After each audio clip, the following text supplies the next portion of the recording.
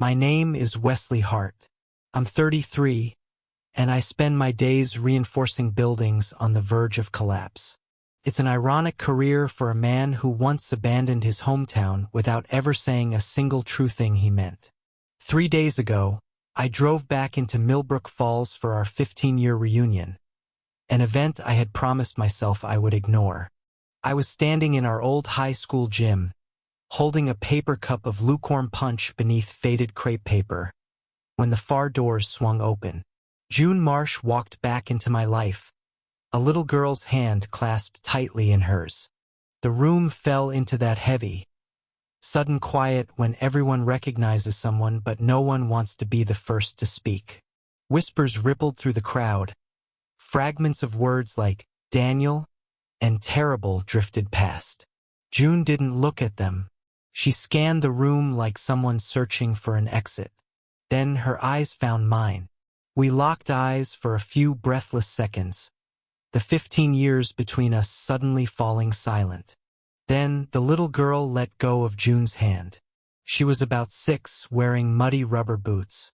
She marched across the gym floor, past silent onlookers, and stopped right in front of me. Looking up with absolute seriousness, she said, "Mommy said you'd come." "Come where?" I asked, my voice rough. "To the dance," she replied matter-of-factly. "Mommy said the boy from her story might be here. I found you, so I win." June rushed over, face pale, spilling apologies. "I'm so sorry. She talks to everyone." She quickly ushered the little girl, ran toward the exit. Run looked back once, confirming something in her mind, before they disappeared into the night. Moments later, Teddy Okafor slid over. "You didn't hear?" he murmured, noticing where I was staring. "Daniel Marsh. He died 1.5 years ago. Car went into a ditch during an ice storm." A cold weight dropped in my chest. I'd been working remote construction near Tulsa all year, disconnected from the world. "Ren is theirs," Teddy continued. "June's been trying to run the family orchard alone, but it's been incredibly hard on her." Standing there, my mind raced back 15 years. The night before I left for basic training, June and I sat on my truck's tailgate behind this very gym. I had practiced saying, "I love you" all week, but when she asked what I was thinking, cowardice took over. "I'll call you instead," I said. I never did. The silence stretched until a call felt like it required an apology I didn't know how to write. I told myself leaving her in peace was the kinder choice. Standing in that gym, looking at her daughter, I finally realized how badly I had lied to myself. I set my cup down and ran out to the parking lot. I found June struggling with a car seat buckle, trying to keep her hands busy so she wouldn't break down. "June," I said. She turned, wearing that same apologetic, heartbroken look I'd given her years ago. "I'm sorry about Run," she whispered. "She's been asking about you for years. I never thought you'd actually show up." "What did you tell her about me?" June let out a soft, bittersweet laugh. "I told her a story about a boy who climbed the water tower on a dare. I left out the part where he left town 2 weeks later and never called. Kids don't need the second half of stories." Before we could say more, headlights blinded us. A luxury car boxed June's vehicle in, and Constance Marsh, Daniel's mother, stepped out. Ignoring me, Constance cold-shouldered June. "We need to talk about Friday. 10 a.m. at the courthouse annex. Bring all the financials, not just the polished ones." "It's 10 at night, Constance," June said, her posture rigid. "My lawyer sent yours everything. There is nothing left to discuss." Constance shot me a dismissive look, warned June again, and drove off. June leaned against her car, exhausted. She explained that while she owned the house and business, the orchard land belonged to a family trust co-ruled by Constance. Since Daniel died, she's convinced I can't run it. She's petitioning the court for partial custody of Run, claiming I'm financially unstable and keeping her in an unsafe environment because of structural issues in the cider barn. If she wins, she gets sole control of the land. What structural issues? I asked, my professional instincts kicking in. She claims the support beams are hazardous. I've had 3 contractors look.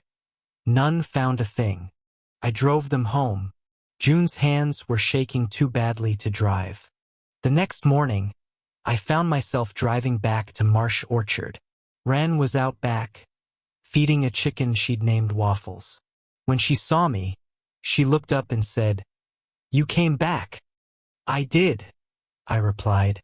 We chatted, and out of nowhere, she asked, "Did you love my mom before my dad did?" "Yes," I told her honestly. A long time ago, June joined us, showing me around. She spoke of Daniel warmly, with a gentle fondness that made me genuinely like the man who had loved her when I hadn't. When she left to open the tasting room, I went to inspect the cider barn. Took me minutes to find the problem. The north wall's main support beam had water rot. It was a simple, cheap fix if caught early. Intrigued, I searched the office maintenance logs. There they were, 3 separate, itemized repair requests over the last 14 months, each under the trust's $5,000 threshold, and each denied in tight handwriting with the initials CM. When June read the log, she went deathly quiet.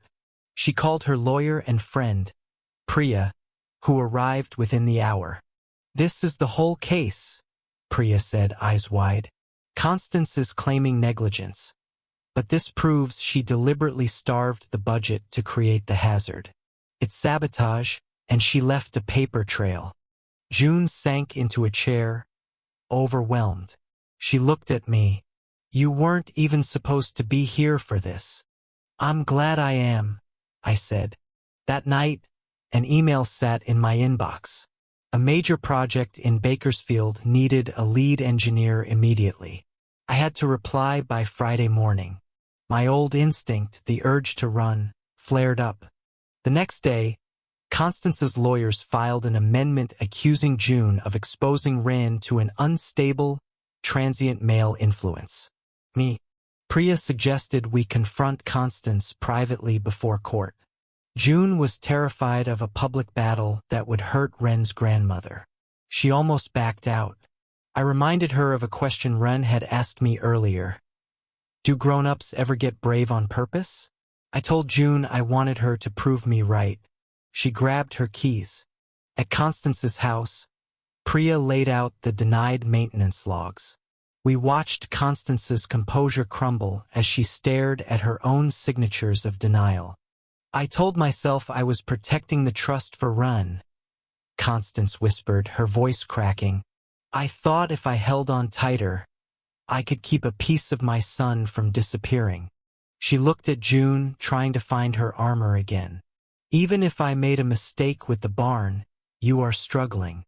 "I have struggled every single day," June replied, steady and fierce. "But struggling isn't the same as failing.